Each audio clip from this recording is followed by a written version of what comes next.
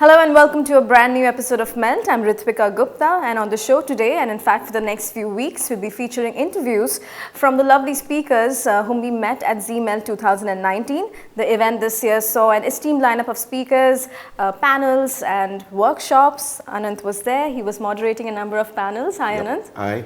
Anant, Z-Melt is in its 5th year this year. So can you tell me why an event like this is important for the industry? I think opening your minds is important, whatever you do. You could be working in insurance, you could be working in auto, banking, but to keep abreast of things that are happening and are likely to happen is extremely important. And when you have a conference like Z-Melt, the magic is you can sort of experience what is going to happen through the words of speakers. That's the beautiful thing.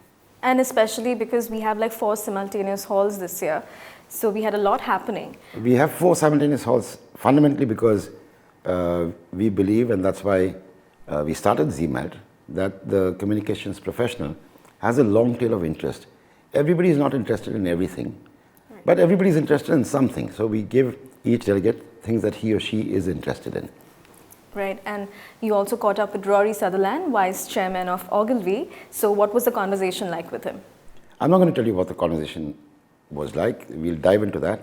But I'll just tell you something that he taught me. And I'm 58 years old, and this lesson is frightening because it's so simple. So he was telling me water does not have a taste. And the reason water doesn't have taste is because you need to know if something's wrong with the water. The only way you'll know something is wrong with the water is if it has any taste. Absolutely. So that's a crazy mind, and what you'll hear is his crazy mind and how it helps in understanding advertising and marketing. All right, let's dive into the conversation. Let's get ready to melt with Rory Sutherland. Hi, Rory. Hello, how are you? Very good to speak. Thank you so much for talking to us. It's always a pleasure. So the question that I wanted an answer from you was, today brands are being built in very short time frames, also dying very quickly sometimes. So what is it? How is it different to build a brand today than it was in a pre-digital world? It's interesting because one thing that's not often noticed is that the nature of ad spend itself has changed a great deal. So when I came into the industry in the late 1980s, 2/3 of advertising expenditure in the UK, comfortably 2/3, was packaged goods. Right. It was detergents, and that would also include beers. It would include those kind of purchases. That's way below a quarter now. Right. And what's taken up the slack has mostly been categories which didn't even exist in the 1980s. So it would be insurance comparison websites would be very large advertisers, for instance. You'd have mobile phone handsets, mobile phone networks, broadband providers. Sky TV is a very, very large advertiser indeed. And so there's been a complete change in who's advertising, which is interesting. And quite often advertising people get upset because advertising isn't as fun as it was in the 80s. And I have to point out that there isn't very much advertising for those fun categories anymore. Right. Generally, I think brands, have a kind of half-life, and that's true of businesses as well. There's a very interesting thing Nassim Taleb talks about, which is the Lindy effect, which is if you want to predict how long a brand's going to last, then actually it's survival history projected into the future. In other words, typically most brands are probably halfway through their life. Right. And you might extrapolate from that, I wouldn't confidently do so, that the fact that many tech brands arose very fast may mean that they die very fast. Right. And that's partly, of course, a product of the fact that you can create a technology brand very, very quickly. All in a way that today. the scaling of it Right. is more or less instantaneous. Right. Now, the scaling of distribution, the scaling of manufacture was never quite the same easy thing as the way in which software could effectively duplicate itself. Right. And I think there's an interesting question there, which is the whole nature of advertising has changed. I think that our conventional role is diminishing a little bit. Part of the reason I think this is... Carefully, I'm listening to you. It's the conventional role which is diminished.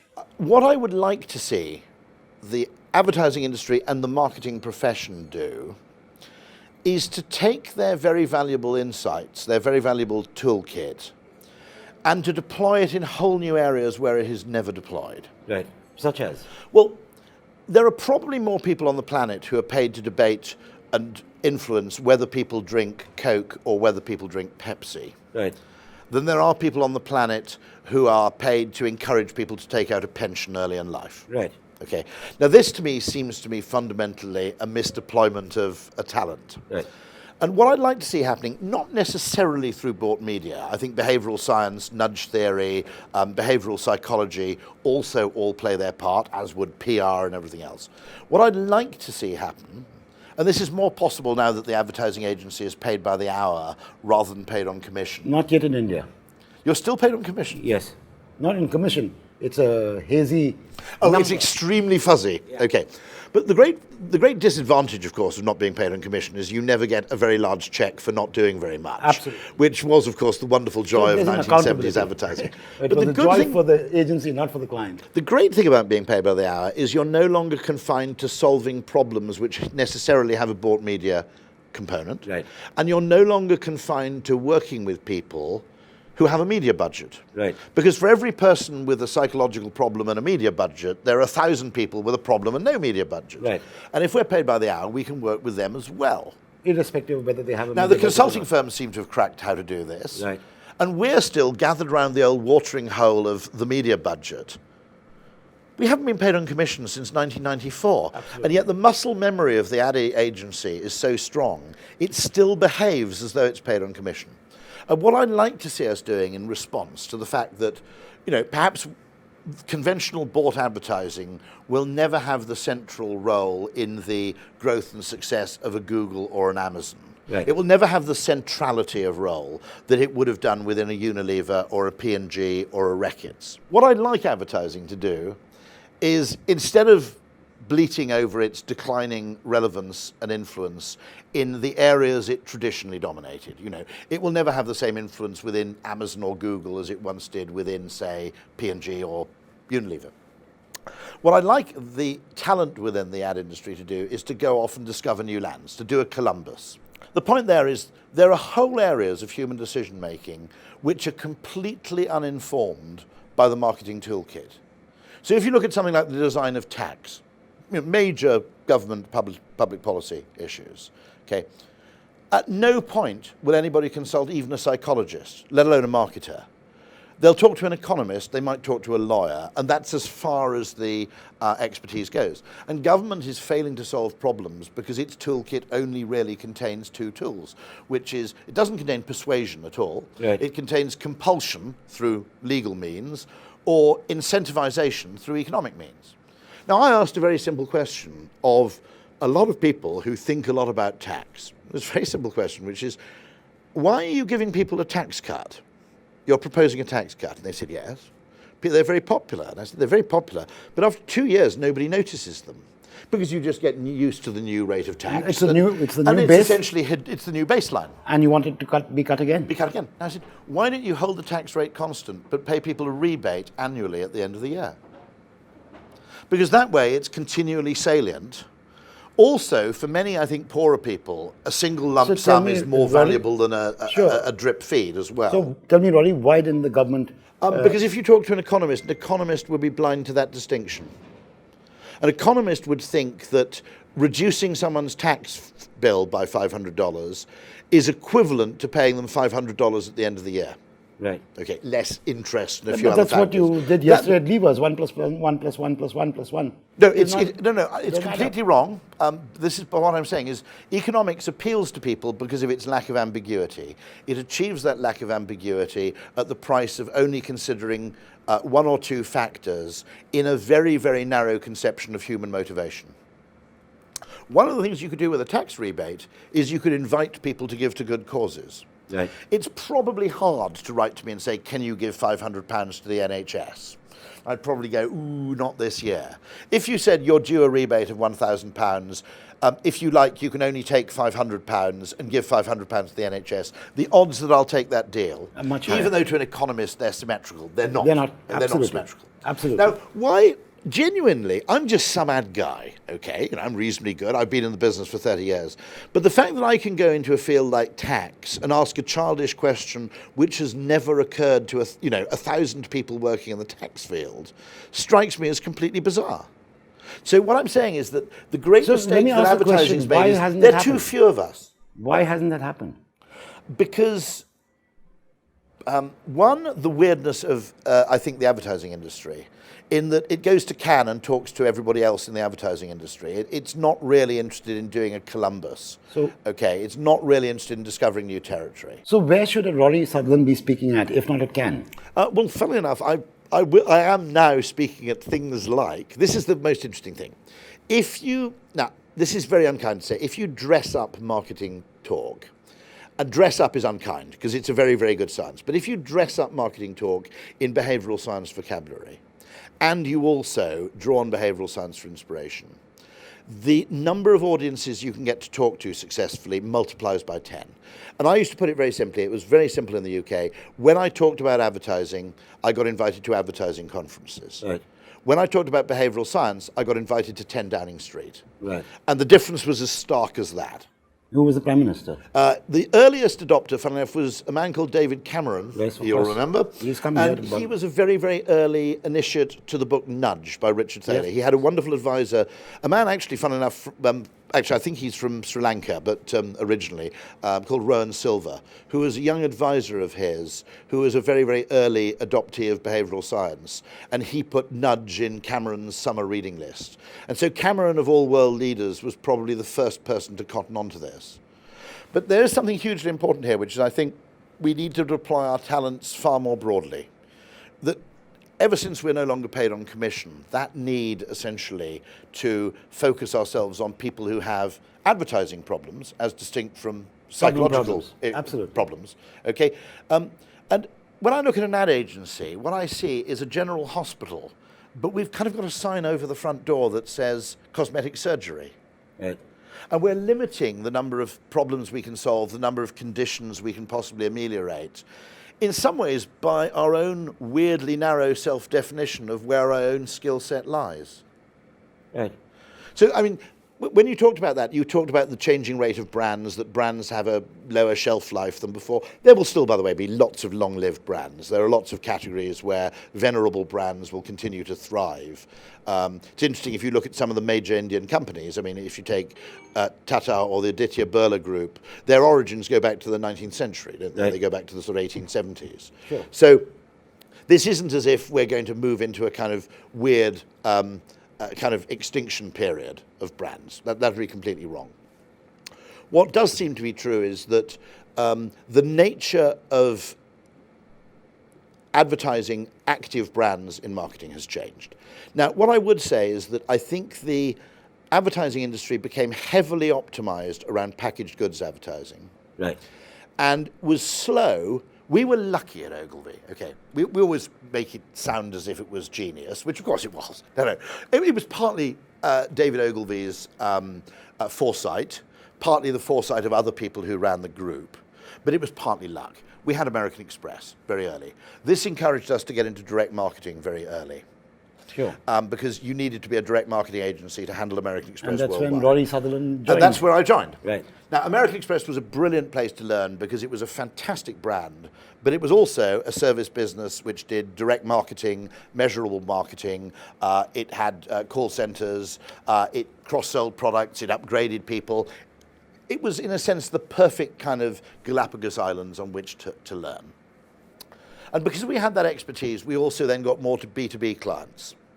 And because we had B2B clients and direct clients, we then got tech clients. So we very early on closer to consultant and less. And so it took us away from that complete over-dependency, which might have bedeviled J. Walter Thompson historically, right, where they were so dependent on packaged goods such as Kellogg's in the UK, that focusing your life around packaged goods didn't prepare you for the 21st century very well, because it was a smaller part of ad spend, but also... And a shrinking part of ad spend. But also, if you think about it, service brands are built differently.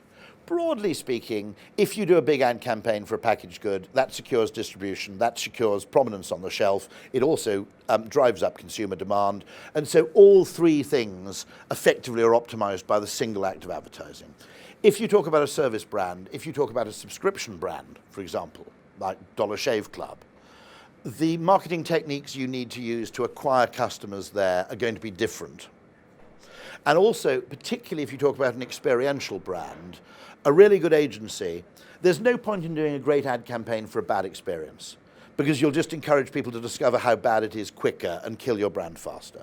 I've always argued that in any kind of experiential brand, you should optimize the funnel backwards. First, get the experience right, because if that isn't right, nobody's going to do it twice. Then get the conversion right, because if you can't convert well, there's no point in doing good advertising. And when you've got the end of the tail right, start optimizing the advertising. And genuinely start from the end. Now, in FMCG, you could to some extent start at the beginning. And so advertising became the dominant and highly influential force within marketing services because it had these magical triple powers in packaged goods.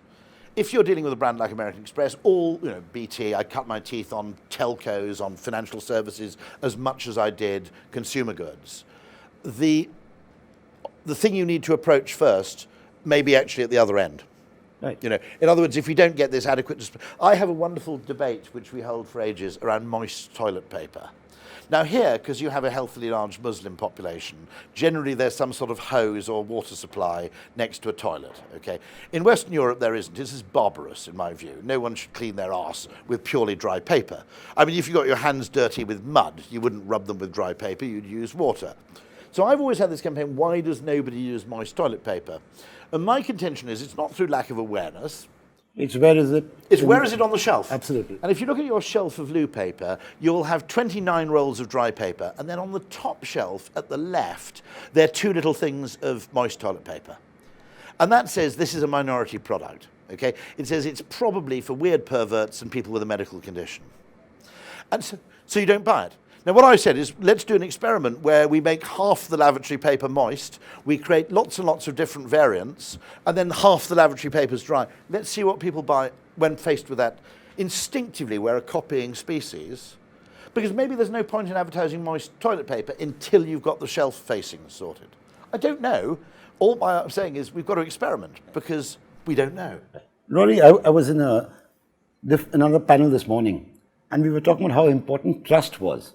As far as the brands are concerned. And it's completely understood, it's completely blank to economists. That's because economists assume perfect information because and perfect it won't show up in an Excel sheet. No.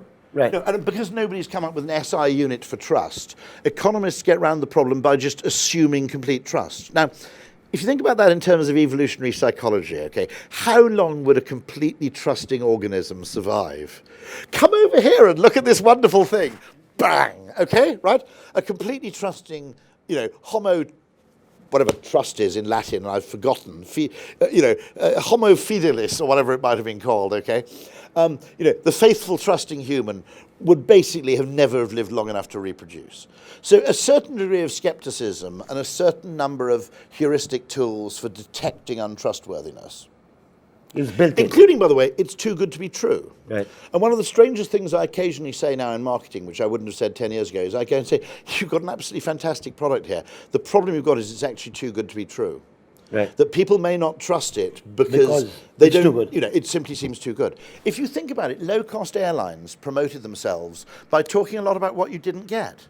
You must remember this was SpiceJet, for example, here. They'd say, you don't get a pre-allocated seat, you don't get checked-in luggage. You don't get food. You don't, all those things. Why were they doing that? Why would you emphasize? The reason is that people go, oh, I get it, so I don't get all those frills, and that's why I'm saving, 5,000 rupees on the flight.